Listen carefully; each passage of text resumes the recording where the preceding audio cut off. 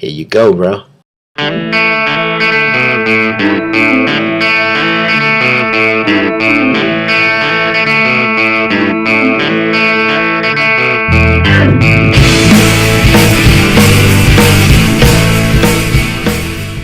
What up? Welcome to another edition of 22 MWU. My name's Tony. I'm coming to you from EBK Studios, and today I'm joined by Kurtis. Kurtis, what was the name of that movie where Steve Carell sings Pete Townshend's hit, Let My Love Open the Door? Get Smart, I think. Yeah, that was in Get Smart. That's right. All right, let's get into our top 22. What do you got this week, Kurtis? Top 22.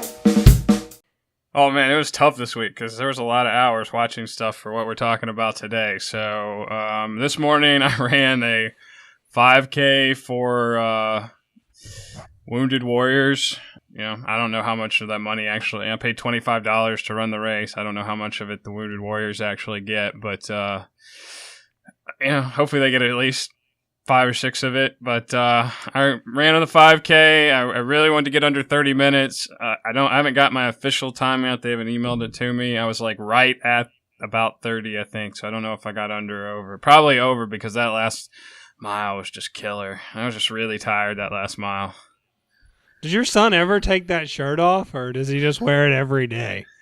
What, that dad shirt? I have the greatest dad in the world. My wife puts that on him, like, you know, because like he's supposed to be there supporting me, so he wore his like only dad shirt. Yeah, I mean, it was weird on Stranger Things, which we're going to talk about, that the kids like didn't wear shirts like that, right? I mean, I don't think there were really shirts like that in the 80s. Exactly. It was a much better time. Thank you. All right, on to my top 22. I was super busy this week. You know, me and Kurtis, we had said, like, we're going to cut down. We're going to go to, like, maybe 2 movies each week. And then this week ended up being just a ton of stuff. But we'll get to that in a little bit. So my top 22 this week is a podcast I've probably talked about before. It's called Doug Loves Movies. And just something Doug Benson does on there that no one really else does that I love is, if somebody's terrible and like his audience thinks he's terrible, he also like gets that it's terrible. Like, it's not like where like Adam Carolla will interview somebody that's super boring and then Adam Carolla will never mention that it was boring. Like, if somebody comes on there and it's terrible, like, he'll talk about it on the next episode. And I love that. I think that's so great. And granted, you know, like, he has D and E-list celebrities on his show, so you can kind of do that for the most part. But still, makes for a fun show, and I really dig that show. So if you're looking for as it was described to me, a podcast where they play lots of stupid games, that's the podcast for you. There you go. They're also mostly comedians, and most comedians have a sense of humor about themselves. So, or it can be self-deprecating. Most comedians, I think, got made fun of in high school. So when Doug makes fun of them or say they suck, it probably doesn't bother him that much. Yeah, because like 75% of them are probably comedians. This guy, I don't even remember the guy he was, making fun of this week. But he even kind of like apologized. He was like, "Unfortunately, I booked him 2 shows in a row, so you're gonna have to listen to him again." Okay. Was he just really bad at the games? Was that it? No, usually just like people that. Like, I remember there was this one chick one time that she just kept saying Schindler's List, like that was her punchline, and he got real tired of it and talked about how bad she was. And then this guy, like, he just wanted to sing the whole show. Like, he wrote, like, every time a movie was mentioned, he would, like, write a song about it. I got bored with that show after a while, but I haven't listened to it, like, in over a year. I need to go back and start listening to it. It's a fun one. It's one of those that, like, you know, you can just put on kind of any time. You don't even really have to listen to every second of it. You can kind of go in and out of it, and it's really good. All right, so let's get into our Watch It, Rent It, Forget It for this week. It is called, I guess you pronounce this Dunkirk. Is that right? Dunkirk? I don't know. Sure. I don't know. It doesn't say. The trailer doesn't tell you a lot about anything, but it's directed by Christopher Nolan. It does let you know that. So what did you think about this trailer, Kurtis, and Watch It, Rent It, or Forget It? I mean, it told me it was directed by Christopher Nolan, and I'm not the fanboy you are, but the guy has a track record that says when I make a new movie, you might want to come check it out. So it's a watch it, but I mean, there's nothing in this trailer. Does nothing. I mean, there's barely anything in it, so there's not really a lot to talk about here. We can probably move on to what else? All the other stuff we have to talk about today. It's told me Chris Nolan's directing it. Said it was coming out next summer. Told me when. Told me who. There you go. Watch it. Yeah, definitely watch it. I mean, I don't need to see anything else on it. I mean, I love Christopher Nolan. Like Curtis said, he's got the track record. So, I'll be there opening day. No questions about it. We're going to review a TV show this week from 2016. It's created by the Duffer Brothers, starring David Harbour, Miley Bobby Brown, Matthew Modine, Winona Ryder, Finn Wolford, and a ton of other people. It's called Stranger Things. It's 8 episodes. It's a little less than 8 hours worth of content here. What did you think about this show, Curtis? I know I asked you to watch the first episode, and it seems like maybe you watched the whole thing. Yeah, 1 episode in, I was hooked. We watched 4 Sunday night and 4 Monday night. We watched in 2 nights, which is, for old people like us, is crazy. So it just drew me in, and it's not even so much the story or the mystery. I mean, that kind of gets you started. And there's not even a great payoff to that. I mean, it's good enough, but like the characters in this are so good. These kids, like you watch these movies, these big Hollywood movies, and they have like kid actors who are just okay or sometimes even terrible. And like every one of these kids was so awesome. I mean, you just said her name, the 3-name girl. She was really, really good. Like so good, like Emmy award-winning good. I know. Like we just had the Emmy nomination, so like she'll be forgotten about when they come out for next year. I hope not. Like she should win because there's not going to be a better performance than that girl had in that category. Which there's only like 5 or 6 things that come out a year that are worth it. So I mean, you're exactly right about the kids thing. Like it's weird that movies don't really get that. Like we got a new kid in Game of Thrones this season, and she was really good. And then the 4 main kids in this, Dustin, Lucas, Mike, and 11. Great. I loved Lucas. I loved all of the kids. Like I loved their relationship and their dynamic, and that's what this show was all about for me. It wasn't like this genre is not something I really get into. It's not because I hate it or whatever. It's not. I don't know. It's just not for me. But great characters I always get into, and this definitely does that across the board. Just not just with the kids. The adults too. I would argue that probably the worst part about this show was Winona Ryder, and even her. She like her performance was very. I don't want to say it's bad. It's definitely not good, especially when you compare it to some of the other performances. But it also kind of works for that character a little bit. Yeah, it did. Like it almost did. It was the worst part, but it almost works, and I don't know. To me, it was just weird that she's kind of the name actress. I mean, I guess everyone knows David Harbour's face. You've seen him and stuff. He was even in Suicide Squad, which I'm sure if they had realized Stranger Things was going to be a hit, they would have put out another trailer focusing on him because they just couldn't get out enough trailers for that movie. Yeah, that was probably the worst part. The kids, I liked the story. I mean, again, like I really kind of wasn't trying to jump ahead and figure out what was going to happen. And they kind of even like are a little tongue-in-cheek about it at the very end, which I really liked. Well, the story and the mystery draws you in, and then what sells you on it and what makes you really love it is the characters and the way they interact with each other. Like the story is good enough. It definitely like is very intriguing the first couple episodes, but you actually kind of, for the most part, if you've seen a lot of science fiction stuff, you kind of get what's going on. There aren't a lot of big reveals that happen in the later episodes. You kind of get what's going on if you've seen few episodes of Star Trek or read some sci-fi or fantasy novels. So that part of it is fine. It works for this story. For me, I think like this like validated that all the stuff I love from the 80s isn't just good of nostalgia, because they made this in 2016, but it felt so 80s. Not just the look, and the look did look like the buildings looked 80s, the clothes looked 80s. Even the Tupperware on the very last episode was super 80s. Yeah, it felt so real, but also like the story and the way they told the story felt 80s. And that was very intentional. I mean, there's a lot of things that remind you of E.T. and Goonies and those types of movies. And this, like, every time I watch one of those movies I loved as a kid, I always kind of think, like, if I had never seen this before until I was 35, would I still love it? Would it still be good? Would it still be memorable? And I think this told me, yeah, it would be. Like, yeah, just because something was set in the 80s, maybe it's not exactly how they make movies today, but it can, or TV shows in this case, but it can still be really awesome, because this was really awesome. I really, really enjoyed this. They've already said season 2 is going to continue with the same cast.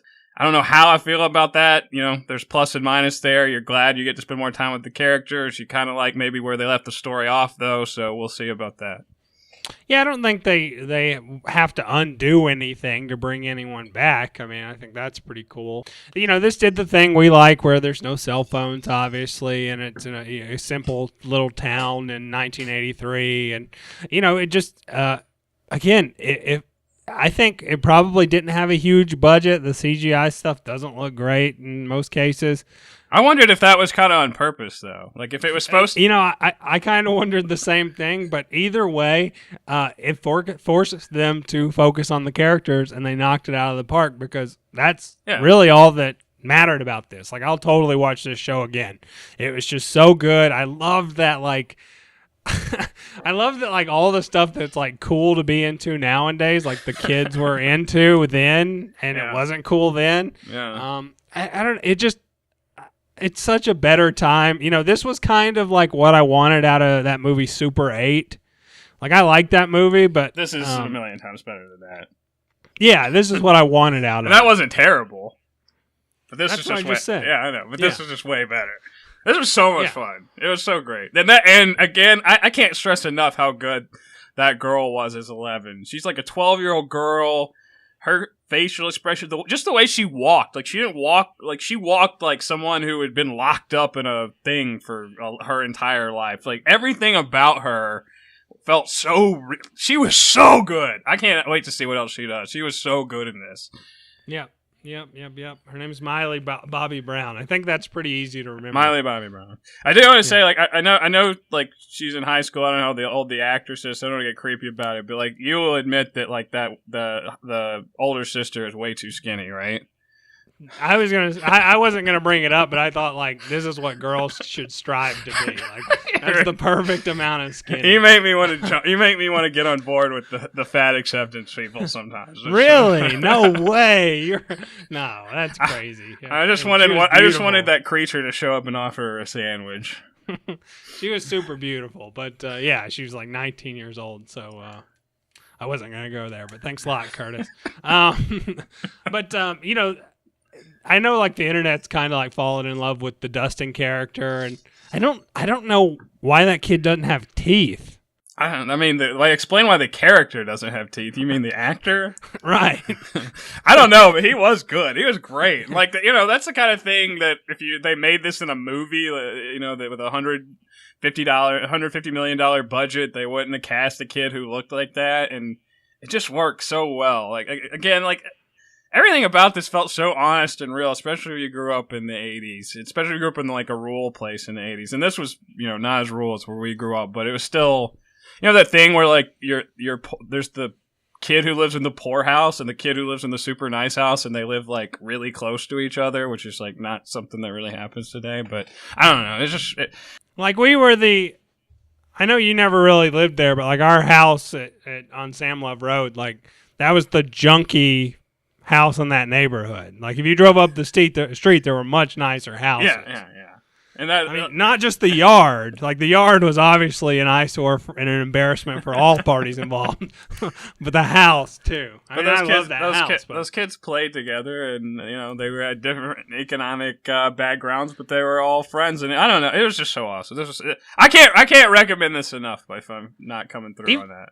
Even our dad's house in Cambridge Heights, like, there was a trailer park right outside of the subdivision, I think. So yeah, a lot of that going on in our life, I guess. Yeah, this. There is one mystery though I had on this that I don't think they solved, and it was that Barb. No, they solved what happened to Barb. She was gone. Okay. Was the bully kid with the knife? Was he the younger brother of the freckle-faced older bully? Like, I think that's what they were saying at the end when they kind of like pointed out that maybe they didn't wrap up every story. I think that's the kind of stuff they were because those two kids were such over the top jerks. I mean, it kind of worked and it was funny, but with it, you had these other characters you really liked and great performances. That those characters were just over the top jerks. But it those were the type of characters you had in the kind of movies this thing was recreating. So it works even though it's kind of one dimensional, but. Yeah, this was so good, and I'm really glad it's caught on and people are talking about it. And I'm glad that my friend Russell recommended that we watch this and talk about it because I probably wouldn't. I've heard a lot of people talk about it up until then, and I had no intentions of watching it just because I'm pretty busy and stuff. But super glad I did. Can't recommend it enough. Do yourself a favor and take the 8 hours and watch it. It's easy watch. Easy watch. Yeah, it's really probably closer to 7. I don't think any of the episodes are over an hour, so... okay. It's like 7... Some of them are in the 40s. So, yeah, it's like 7.5 hours. It is very... Again, we watched it in 2 nights. We even lied to our son on Monday night that it was bedtime at like 30 or 40 minutes early. Oh, it's time for bed! Because he can't tell time, so put him in bed, started it early... And he only has that one shirt, so you always look like you're the best. So it doesn't really matter what you do. Just in the galaxy. There's other galaxies out there. Oh, okay. Mm-hmm. So up next, from 1959, directed by William Wyler, starring Charlton Heston, Jack Hawkins, Stephen Boyd.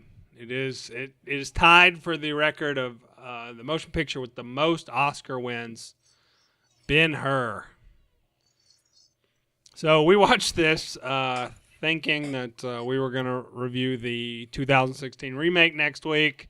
That's not going to work out because it doesn't come out next week, and there's other stuff on the books already for down the road. So, and I don't think after watching the movie, I don't think we need to review it. If it's critically acclaimed and it's certified fresh on Rotten Tomatoes, maybe we'll watch it when it comes out on Blu-ray. That's not going to happen. Okay. That's why I'm saying it. Well, I didn't know when we had it. Like, I'm glad we're not watching because I didn't know when we had it on the schedule that it was one of these, risen, passion of the big Hollywood blockbuster, no religious movies. Because I'd never seen this before, so we're watching. All I knew was the chariot scene. I didn't know that it was. Well, I knew this movie had Jesus in it from The Simpsons, but I'd never seen it before. And then, the first 30 or 40 minutes, you want a religious movie, fine. Like this, it was very reminiscent to me to Ten Commandments, which I used to watch all the time. I'd talk about that in a minute, but it becomes very clear, that there's a big chunk of, and then it kind of forgets about it for a while, and then it comes back a long time, yeah, and then it comes back at the end. But that first 30 minutes, I was like, oh, this new one's going to be one of these big budget religious movies, isn't it? And I looked it up, and yeah, it is. So I'm I'm not saying those have to be bad, but most of them are. So I'm glad we're not watching it. I mean, it's weird to the point of why it's religious. Like, it's almost like Back to the Future 2 meets Passion of the Christ. Yeah. It backdoors this. I even was waiting for him to roll away the stone, for the resurrection. I thought that they might even go that far, because again, it's really not necessary. I think this movie is strong in a lot of areas. Obviously, visually, it's remarkable that they did this in 1959. But also, they put a lot of work into the character of Ben-Hur, and getting you to pull for him much more than they did Jason Bourne in 5 movies, or 4, I should say. He's only in 4 of those. But his picture's in the 5th one. Okay, that's true. But it's. That's the opening when they show the wise man and the shepherd and stuff I was like, oh, okay, that's kind of neat or whatever. But then at some point it even feels like that Ghostbusters remake where the cameos are super awkward and it's like, hey, here's Pontius Pilate.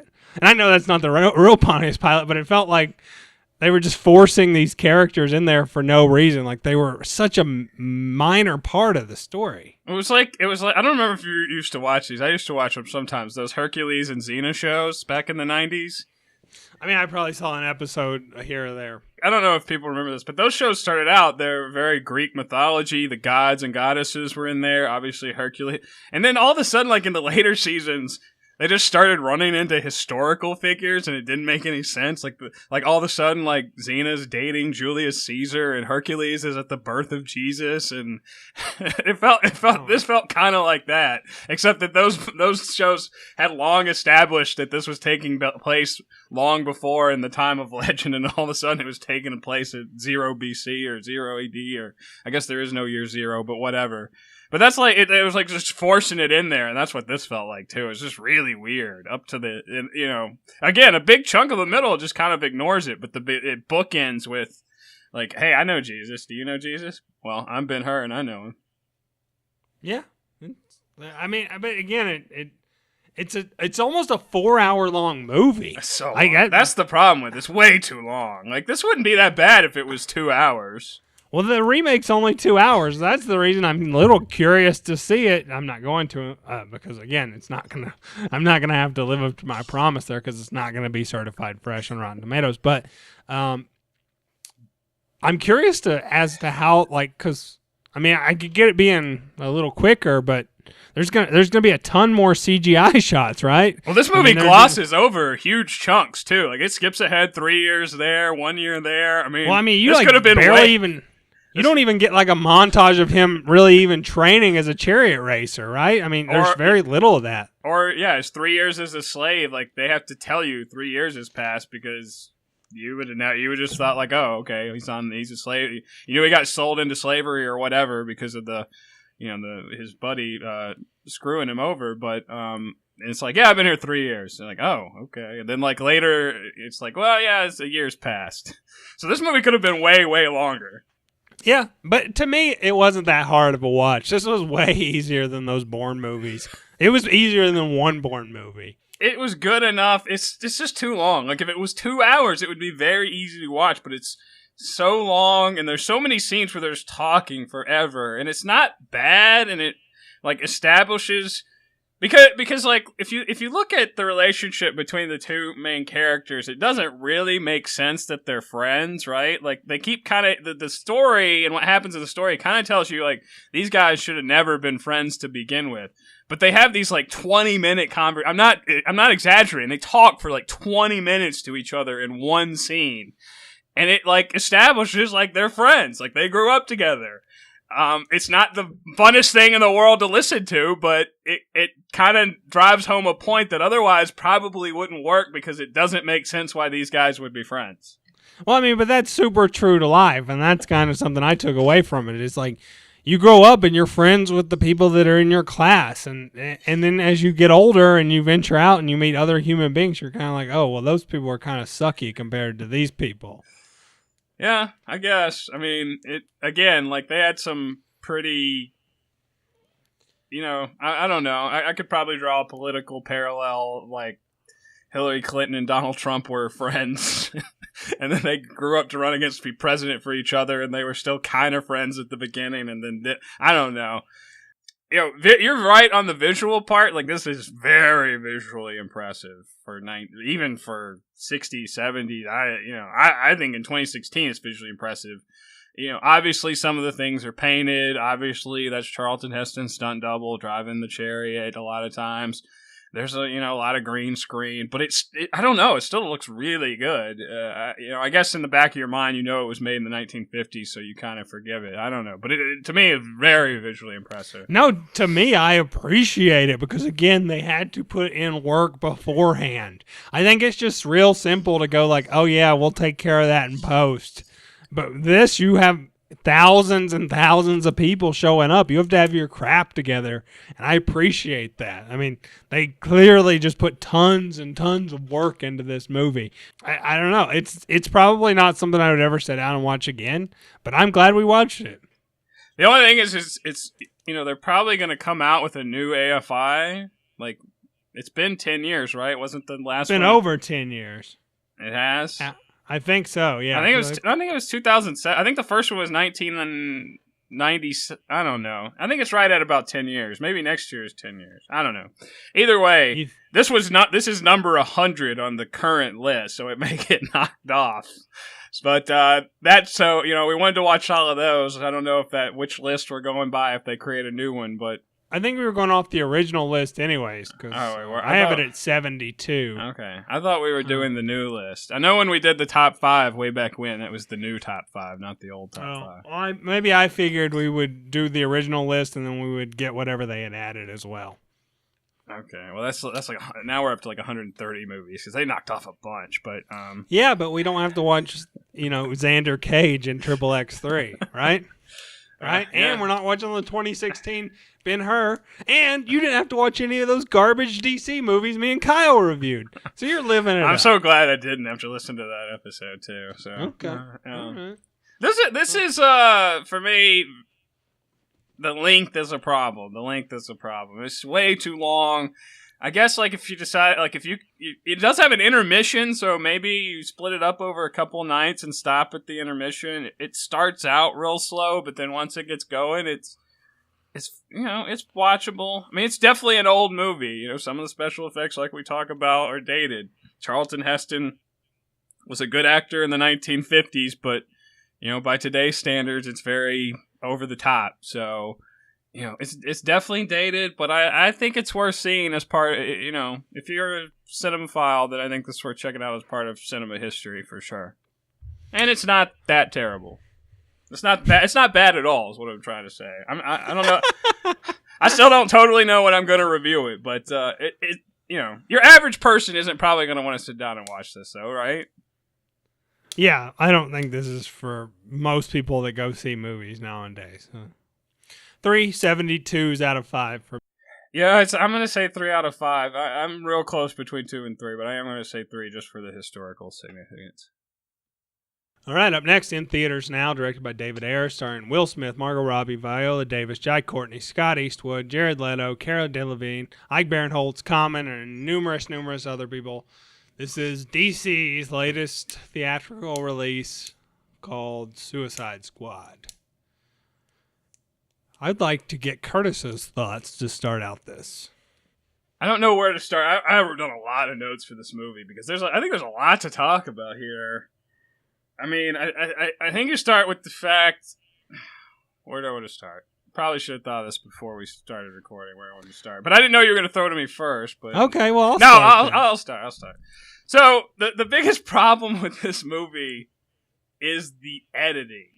I know I've probably said this before, and I like to avoid hyperbole. This may be the worst edited movie I've ever seen. And I just want to use, first of all, it's edited poorly, shot to shot, as far as, this person is here and that person is there. But it's also edited poorly as far as telling a story. And that the scene, the part of the movie that just totally really shows this is that scene where they go into the office building. So the scene is preceded by a very long, it's not that long, but a very run-of-the-mill, nothing special fight scene where they take down the robot army from Star Wars, the foot soldiers from Ninja Turtles. They're taking down the nameless, faceless soldiers, right? They're just shooting them. Nothing really special about it. It's okay. It's not terrible. That ends, and then they get to this building that they wanted to get to.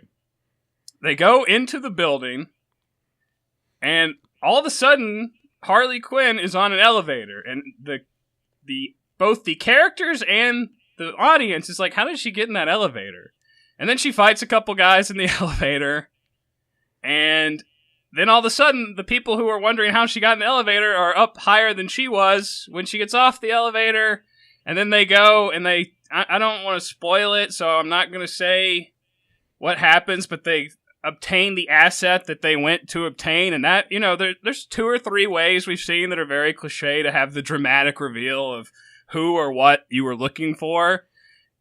And, okay, maybe you wanted to try something new, but this was just so weirdly done, where it's like, huh? What? Oh, yeah, okay, that made sense. You didn't really dramatically reveal that. You just kind of walked in the room, and there he, she, it was. But, okay, yeah, all right. And then they have this big scene where Harley Quinn gets on this helicopter, and she falls off a building, and she's on the roof of the building, and then they go outside, and she's back down there.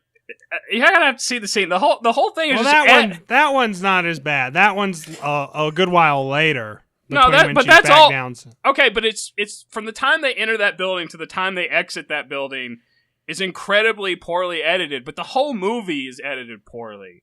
You know, I maybe it is, but that's a good example of one scenario for sure. But for me, the reason that kind of worked for me, and the reason a lot of this kind of stuff worked for me, was because Will Smith, and I did not expect to see what possibly was the best Will Smith performance I've ever seen. He put this movie on his back and carried it, and I bet his back is hurting. He starts the movie out right. Him and Ike Barinholtz, that conversation they have at the very beginning of the movie is really good and very funny, and it gets me into this movie, and then they start telling you about the characters, and they start doing like these cutaways, which is a little weird, but it really kind of works. No, it doesn't. It doesn't work. It doesn't work at all. It's the clumsiest introduction. It's almost 20 plus minutes of the movie, which is fine. The only thing weird was that they didn't even introduce one of the guys, and you kind of figure out why they didn't introduce him later. But it's really that's exactly what I was gonna say. Was like they don't introduce one guy, and then you're just like, oh yeah, that guy's gonna die. Yeah, and because I was hoping they would take certain stuff from that Assault on Arkham, like DC animated movie we reviewed a while ago, and that was one of the things they took. It wasn't the same character, but I thought that they need to show that these things in their neck really do blow people up. I don't know. I like that. I liked a lot about this movie. Felt like it had some really strong moments. I felt like it built at least 3 really good characters. I thought I didn't expect them to do so much work on Diablo, but man, they gave that character a lot of depth, a lot of growth. I mean, just that was refreshing. But one of the things I kind of it's hard to talk about this movie after only seeing it once is, and I haven't really said this publicly. I've said this to some people, but because it comes off a little douchey on my part, but it's true and it applies here, so I'm going to go ahead and say it. A lot of the reasons people didn't like Batman v Superman is because it doesn't hold your hand, and the Marvel movies have conditioned people that, hey, we're going to hold your hand and we're going to walk you from step to step to step. And there's stuff you have to pick up on in these movies, in Batman v Superman and in this movie. And one of those things really held me up because after one viewing, I couldn't figure it out. And I'm like, what did I miss? Was I not paying attention? And I'm going through this in my head, and I'm like, and that kind of took away from this movie for me. And I still kind of don't get it and need to see the movie I don't know again. which one you're talking about, but I will say that's my biggest problem with this movie, besides the editing. I hate when movies tell you things instead of show you things. If I wanted something to tell me something, I'd read a book. I want a movie to show me things. This movie is constantly telling you things instead of showing them. It's constant exposition. It's constant flashbacks. It's constant story. Look, here's where I agree with you. There were some really, and I know this is what I always say, give it to me and I'll like your movie. There were some really good characters and some really good performances. Will Smith, Margot Robbie, Viola Davis, and then I don't know who the actor who played Diablo was. Those 4 characters were really good, and in some ways they were well done. Captain Boomerang was terrible. God, that guy, he wasn't good. There were parts of Cara Delevingne's performance I didn't like, but there were some parts I did. The villains were awful. This is worse than Ronin. These are the worst villains in any superhero movie ever. Well, that's just not true. Okay, well, I didn't see. You don't have the credibility because you didn't watch the DC. I was going to say I didn't see those movies, but of the ones I've seen, these were the worst ones ever. But they built those characters, but just the way they interacted felt weird. And I think again it goes back to the editing. Again, so if I go to the end of this movie, I don't think I'm really spoiling anything here. At the end of this movie, they really want to convince you that this is a team and that they're friends. And as I'm thinking about that, they say, like, we're friends. Like, 2 of the characters specifically say friend. Yeah, two of them. So, Only two of them. Okay, well, one of them's dead. We already discussed. And one of them barely talked. Whatever. They want you. It's obviously trying to convince you that like they formed some bond. And as I'm thinking about it, I'm like, this should really be working because Margot Robbie and Will Smith had good chemistry. It wasn't sexual. It wasn't romantic. It was very friendly. And it was very good when they were talking to each other. And the stuff with Diablo was really good. And then they had that scene in the bar where they all kind of... But for whatever reason, it just felt totally flat when those characters were saying that. Maybe it was the way the lines were written, that they were kind of over the top. I don't know. It just totally fell flat. And that was just really this movie for me. Like, there was good part here, good part here, good part here. But when you put it all together, it didn't work. And it really, really fell flat. This is a mess of a movie. Again, I say, give me good characters, and I'll probably like your movie. And it's much more so than story. But this story was so stupid because, like, the whole point of putting this team together is like we need someone who could fight Superman. That's what they keep saying. Like, what if the next Superman is a terrorist? Superman's dead, as we know in this universe. But what if the next person who comes a terrorist? Superman would. How long would it take Superman to kill everyone on that team, or another person who had even half the ability? 15, like that. Batman could take down that team by himself. Ask me a question. I think that's a weird kind of way to live your life, to be like, well, you shouldn't even try. I mean, like, yeah, they'll just do whatever he says. This is where Tony has to defend. No, the movie keeps... I pointed out that there's flaws in this movie. This movie's only a 4 out of 5 for me. Only a 4 out of 5. This is a bad movie. It's getting railed. It's not a bad movie. Yeah, it is bad. It's bad. I want to talk about the critic thing in a little bit, but... it is a bad movie. But so you didn't... No, it's not a bad movie. Yeah, it's very, very bad. It's really bad. There's some good things about it, but as a film, it's very bad. Nah, and it builds a lot of strong characters that they can continue to use in this universe. That they're not really going to use, except for probably Margot Robbie. Like basically, one of the characters basically got fired at the end of the movie. Doesn't mean she's going away. One is dead. Spoiler alert. I won't say which one. Maybe Will Smith comes back in somewhere, but that's just going to feel like he's being forced in, but that's all right. I mean, that's going to happen in these superhero movies. So maybe 2 of them are going to come back and have we're definitely going to see Jared Leto again. He was just okay. At times he was good, other times Well, again, the burden he had on his shoulders here wasn't fair. Was a lot to ask, and I felt like he made some good choices. And, the get up kind of worked in the movie. I kind of was sour on it, and we thought it was weird at first. But I don't know. I thought he gave a pretty good convincing. He's probably the 3rd best Joker of all time, and he's definitely better than Jack Nicholson, who everyone raves about how good he was in that garbage piece of who are these people you talk about that do that? Like, I don't... Are they all 70 years old? Let me get my cell phone out. We'll just start calling people because people love that performance, and it's so garbage. It's not the performance; it's the casting. He's way too old to play the Joker. Leto's in a bad spot here because you can go 2 ways with the Joker. I love the Mark Hamill version that's very friendly and fun, and obviously like that didn't really work in a Christopher Nolan universe. And what he and Ledger did with that character still felt honest to that character, but felt, for pun intended, more serious. But to be in this more serious, darker, edgy DCEU, obviously they can't go the Hamill route, so they got to try to emulate the Ledger route. But you ain't doing that. That's not happening. So it's not. You feel like they tried to, huh? I mean, they had to. I mean, they tried to make it. That's why they went. That's why they went with like the maybe grungier. The tattoos and the stuff like that. Grungier is not the right word. Edgier, I guess. But with the tattoos and like the fancy clothes, as opposed, that's why they went with like those changes. But as far as like the essence of the character is very similar. I mean, look, they tried to make it a little bit different, but they kind of had to go that Ledger route because they're trying to be more serious, more darker, more edgy, and you can't go with the Mark Hamill laughing the whole time Joker. I thought it was a kind of a different take, and it may be, it falls in the middle of those two, but probably a little closer to Ledger if you had to say one way or the other. But I don't know. I didn't really have a problem with it. I thought it was pretty good. I liked this movie. I had a good time with it. Again, it gets clunky in spots, but again, it built some characters, and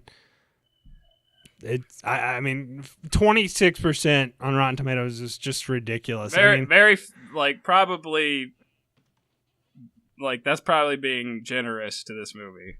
That's ridiculous. This is not a good movie. I know you gotta like it because it's DCEU. I don't have to like it. I know. Why do I have to like? Since when do I have to like DC movies? If you look back at the history of this show of all the DC movies we've reviewed, how many of them have I actually given a positive review? Less than half. Man of Steel, all the ones in this, you've given a positive review. You gave Man of Steel 3 out of 5. You gave Batman v Superman 4 out of 5, and this one 4 out of 5. 3 movies that were all critical Batman failures. v Superman was 5 out of 5. Oh, even more ridiculous. Okay, I get it. You gotta defend this universe. You could I don't. No, I don't. To defend this story is ridiculous. Look, again, I didn't finish Tony and Kurtis. It built good characters. I like characters. I like characters too, but you got to put them in a story that either 1 makes sense or 2 is told right, and this doesn't do either. It's a stupid story. It's a stupid story. The way they put the team together is stupid. The reason they put the team together is stupid. Oh, we're putting together a team that can go up against Superman. Let's put Captain Boomerang on it. Let's put Harley Quinn on it. Let's put maybe 2 guys who actually have superpowers and 1 who's a good shot, and we'll be good. The reason they put the team together is stupid. The reason the team goes into action is stupid, and everything they do in the movie is stupid. And that happens in a lot of superhero movies. I get that. But then you didn't tell your stupid story properly. You edited it weird. You jumped all over the place. Your flashbacks were at weird times. This is not a well-made movie. It's objectively not well made. If you like some of the characters, fine. I did too. But the movie they're in sucks. Just remember, this is coming from the guy that would pass on Captain Kirk as the commander of his Starfleet vessel. Which Captain Kirk? The one that was a cadet 3 weeks ago, or the one that the one that beat the Kobayashi Maru and saved the day absolutely. Time after time? Yes, I would not promote him 6 ranks because he beat a test by cheating. Yeah, exactly. That means Kurtis also believes in an unwinnable scenario, which I don't. So no, I just don't believe in promoting someone because they hacked a test. Good job. Let me give you that comment. He got in Star Trek 2, Wrath of Khan, he got a commendation for original thinking. I'm good with that. He didn't get promoted to captain of the Enterprise. Kurtis could never build a team. That's my point here. Some people are leaders and some people are followers. And some people just put teams together clumsily because we need a script that does, and we had to spend the first 20 minutes of our movie having these very clumsy interaction scenes that a lot of them have Ben Affleck in it. Is this team more evenly put together than the Avengers that has Iron Man, Hulk, and then a guy with a freaking bow and arrow? Yeah, heck yeah, it is. No, the Avengers is a joke of a team too. No one put that team together to kill a god who can't be killed. No one said, "Oh, hey, let's put." And when they do, they call it out. They call out that Hawkeye is there ridiculously. It's pointed out it's ridiculous he's here. But you're also forgetting the fact that there have been other meta-humans in this world, and not all of them are as powerful as Superman. Okay, but they specifically say, at least 3 times the next Superman? I don't know if they say it specifically. Let me ask you a question. Batman versus this team. Batman by himself, he's got Alfred in his ear, and he's got half his gadgets. He's got the Batmobile and half his utility belt versus this team. Who wins? Well, that's an unfair. That's asking if God fought the No, whole Batman, Earth. A man who has no superpowers. Batman's the best superhero of all time. He defeats everybody. So this team couldn't even take down a man with a rubber suit, but they're supposed to. It's stupid. Look, it's just stupid. It's fine. It's a superhero movie, okay, dog. That's fine. You want to get that crazy about it? That's ridiculous. That's fine. But just you could admit it's stupid and then say, "Oh, but it's a superhero movie." You're saying it's not stupid. It is. It's ridiculous. No, I said it's a superhero movie. It's got a passable story and it builds some really good characters. That's the problem. It doesn't have a passable story. Look, if your story is stupid, I get it, it's a superhero movie. But you got to tell the story. Guardians of the Galaxy didn't have a great story, but they at least told it the right way. This movie didn't tell it the right way. Again, mainly because of the editing. You in the editing room. Well, I wonder how much the reshoots affected how weird and awful the editing was. I guess it's hard to know unless you watch that original version that he put together. But I wonder how much the reshoots affected, because this movie is very noticeably badly edited. I thought that in the theater, It's the first thing I wrote down in my notes when I got home.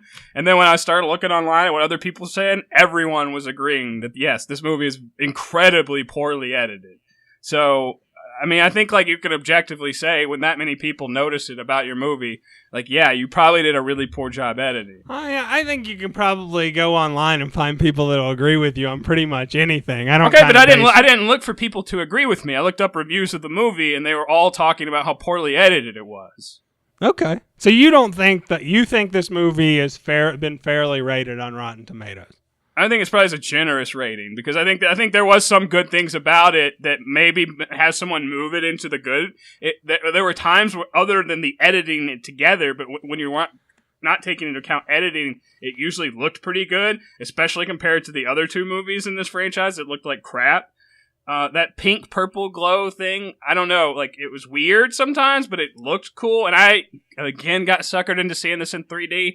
The 3D actually looked kind of cool.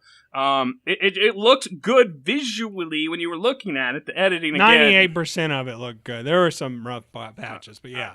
Again, you're right. There were some good characters here that had some depth to them. The story and the movie let them down, unfortunately. So there were some good things about this movie that probably made a few people put it. I would say this should be closer to 0% because if you watch it, it's not a well-made movie. It's not the worst thing ever, but it's objectively a below-average movie. The things that are not good about it, you could say it's a superhero movie, but a lot of the things that are negative about it, we've seen done in other superhero movies and done well. So I don't think that's an excuse. I don't think it's an excuse to say, well, that's that Fast and the Furious excuse. This movie sucks. Well, it's just a movie about cars going really fast. What do you expect? That excuse doesn't work for me. Well, no, those movies don't have good characters. This movie had good characters. It had three or four who, Diablo. So I'll give it a passable story. Again, I'm a character guy. Story's not passable though. Under no way is it passable. It makes no sense. It's stupid from the beginning. No, I think they do a good job selling it. I think Viola Davis does a good performance. She is a good performance. What she's saying is stupid. Everything she says is dumb, which sucks because she's a really good actress, and that character could have been really good if she wasn't saying stupid things. Again, I think she sells it. I think Will Smith sells so much of his stuff. Again, I feel like he carried this movie. 4 talons out of 5 for me. It's a 2 out of 5. It's not good. I think I've said why. Those opening gambits where it's just constantly introducing every character for you. Is that what you call those gambits? I don't know. Aren't they vignettes? Whatever, vignettes, gambits, whatever you want to call them. They're just, it could be worse, I guess. It could be throwing a bunch of manila envelopes or those brown envelopes on the table and reading it to a bunch of people who already know about it. It could have been worse. But they were not good. There's what, 4 of them? There's at least 4, right? There's 4 of them. And then Deadshot, Harley Quinn, Captain Boomerang, and Diablo. Yeah, there's 4. They don't do the... Oh, they do one for Croc, too. Yeah, there's 5. Actually, there's 6 because they do one for Flag and Enchantress, too. So there's 6 of them. There's 6 scenes. They're not even scenes. They're like mini stories that they work, and they're fun. No, they didn't. They did not work. Guardians of the Galaxy does a better job of introducing their characters, but Black Panther and Civil War. No, I'm talking about one movie introducing lots of characters. Okay, but I'm just saying, like. Well, let me make my point before you just start stepping all over it. So I think they probably didn't do as good a job as Guardians of the Galaxy in that, but that story, they were able to write it in just a very linear fashion of how these people all run into each other in the course of like 2 days or whatever. You really couldn't do that with these characters in this universe, and I thought the vignettes were a good way to kind of go about it. It just kind of got the movie started in like a fun way. Again, that opening scene with Will Smith and Ike Barinholtz was so much fun. It's barely a scene. It was good. I'm not gonna say it was bad. It was good, but it wasn't like. It was barely. It's 35 or 40 seconds. It's longer than that. It's 2 minutes.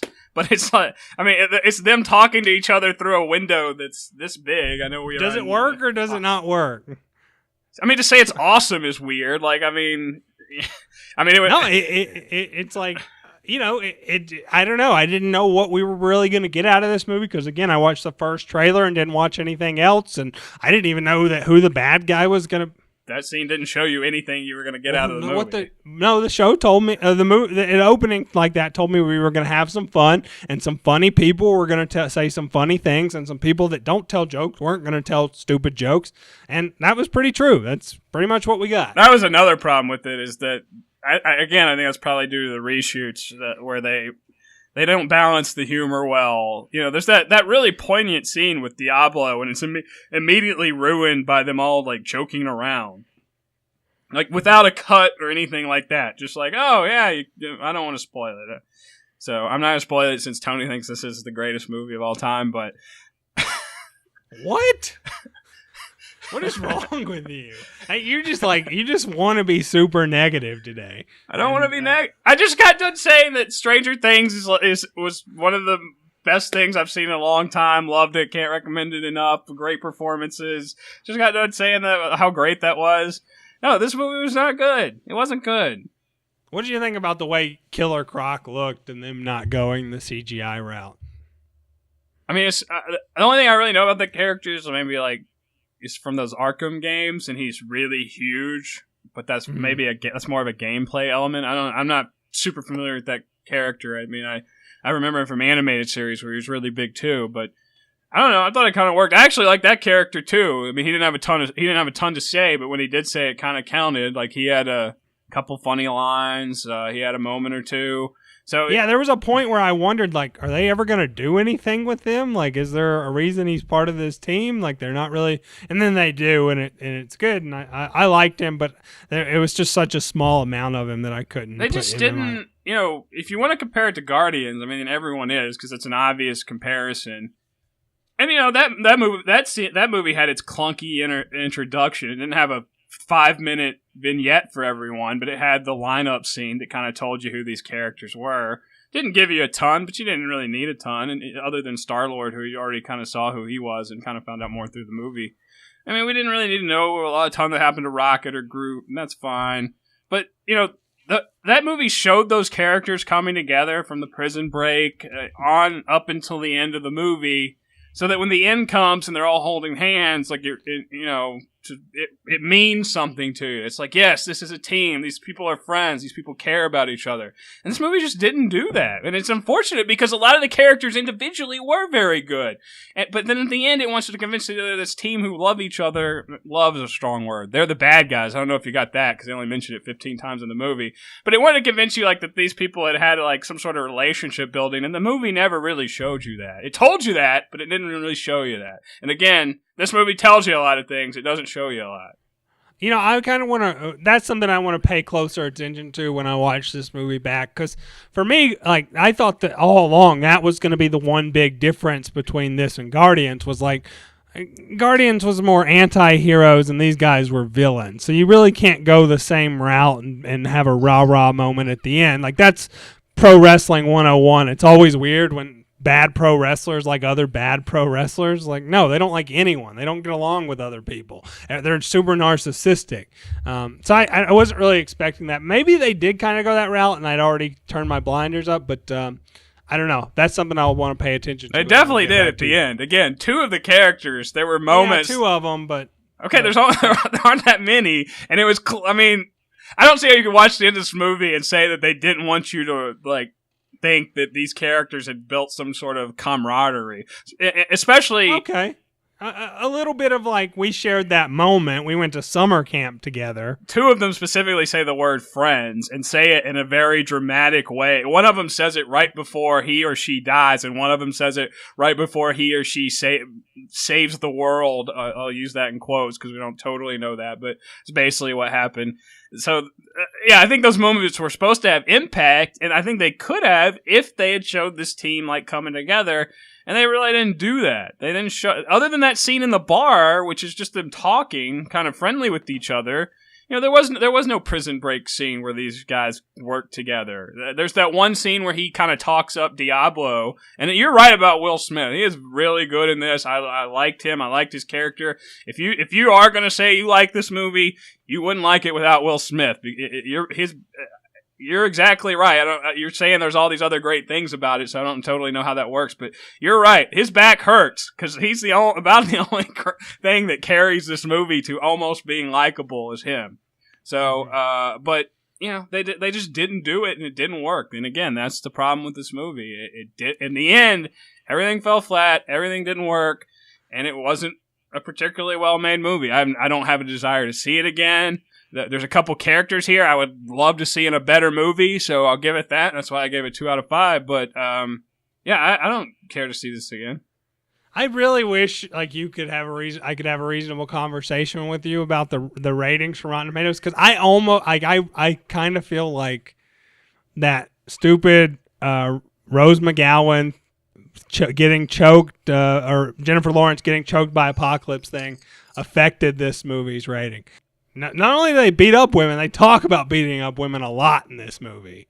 Okay, but all that stuff's stupid. That's just stupidity. These are bad people. They're supposed to be bad people. We talked about that the other day, that you can't do that anymore. Oh, Harley Quinn's in an abusive relationship with the Joker. No crap. She has been for 20 years when she was created for Batman the Animated Series. What but even Will Smith is I'll punch you in the face. He says that to her. And then I don't know. There's a couple other mentions. Okay, so do you want women in superhero movies or do you not? Because if you want them in superhero movies, guess what? Someone's going to hit them in the face. No. What I'm saying is, I think all that stuff's fine. I think all that stuff's I know great. I love that stuff. I'm obviously not talking to you.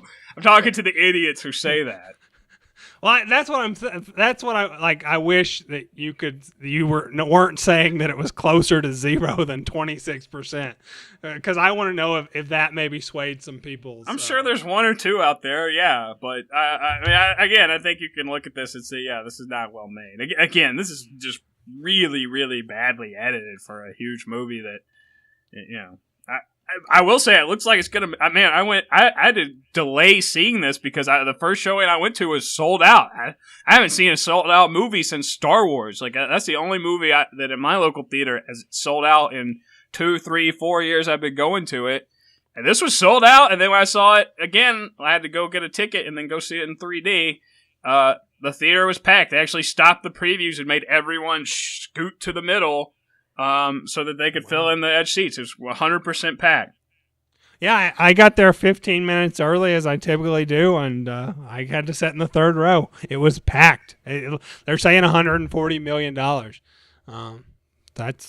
But I mean, I don't necessarily ascribe to, if it makes money, it makes for a good movie. Those Transformers are the best example of that. I don't know if there'll ever be a better example of that, but I don't know. I dug this movie, and I guess we'll see how it does next weekend, right? Yeah, I guess. And we're running up on an hour here, so I hope you don't have anything else you want to talk about, because I got to edit this episode. I just want to tell people what's coming up next week. Yeah, next week we'll be looking at Hell or High Water with Chris Pine, Jeff Bridges, and Ben Foster. And then we'll also take a look at The Killing Joke, which is a DC animated movie based on the infamous / popular Alan Moore graphic novel. So we'll talk about that next week. All right, there you go. Gotta go, son.